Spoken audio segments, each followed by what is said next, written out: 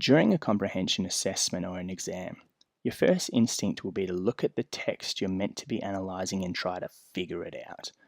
But most people, on their first reading, really struggle to make sense of an unseen text in Section 1.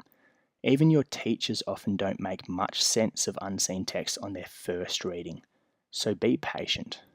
The purpose of this video is to offer you a reading practice that I've had a lot of success with in the past with my students. So before you read an unseen text, there are a few things you should probably do first that will hopefully give you some direction and help when you actually begin reading and analysing. So the reading process is, step 1, read the cue, read the question. This will direct you to exactly what it is you are looking for. So if the question asks about gender, for example, you will know to look for representations of gender. If the question asks about how structural decisions were made by the author, you will know that you are analysing the structure of the text and the language. Reading the question will help you refine your reading of the unseen text, and it will tell you what to look for. Step 2, read the context clue. This will give you some hints of the text context. So it will tell you who created it, as well as where and when it was created. It will also tell you the text genre, which will refine what sort of constructional devices you should expect to encounter. And sometimes, if you're lucky, you'll get even more information than that to help you on your way. The final step is to read the ending first. Now, this only applies to written texts, and it works for a great number of reasons, which I won't go into in this video. But just to simplify it for you, about 80% of the time, the last few lines of a passage will give you a lot of useful information, and it will also tell you where that text is headed. So when you do read it from start to finish, you know where that text is going. Once you've followed these 3 steps, then read the text from the beginning, and hopefully you'll have a bit more information to help you when you're reading it. Now, there is one more piece of advice that I'll give you when you're reading unseen texts and viewing unseen images in Section 1, and that is, don't rush. Don't panic. As I said before, your instinct is going to be to read these texts straight away and to instantly make sense of them, but that is really unlikely. The text is going to give you a whole heap of information, and it can be overwhelming and it can be difficult to make sense of. So don't rush. Keep in mind the 3 things that you have already read.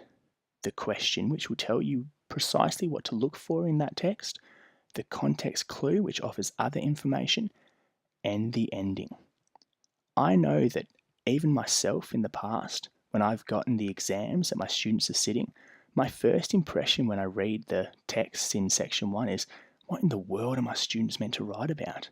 But then I read the question, I read the context clue, I read the ending, and I realise, and hopefully my students realise as well, it's not quite as difficult as initially thought. Now let's put this into practice and look at an example from a past exam and maybe study how these steps might help us somewhat.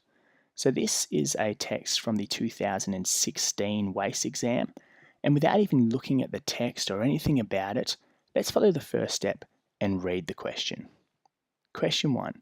Explain how the use of setting shapes the construction of one of the characters in this passage.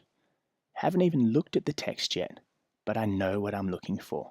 Explain how the use of setting shapes the construction of one of the characters. Keeping it simple, what am I comprehending here? A character.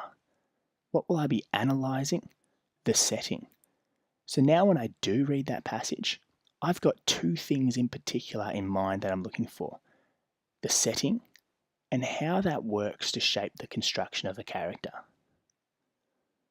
Step 2. Read the context clue. The following passage is taken from the opening of the short story You Gave Me Hyacinths by Australian writer Jeanette Turner Hospital.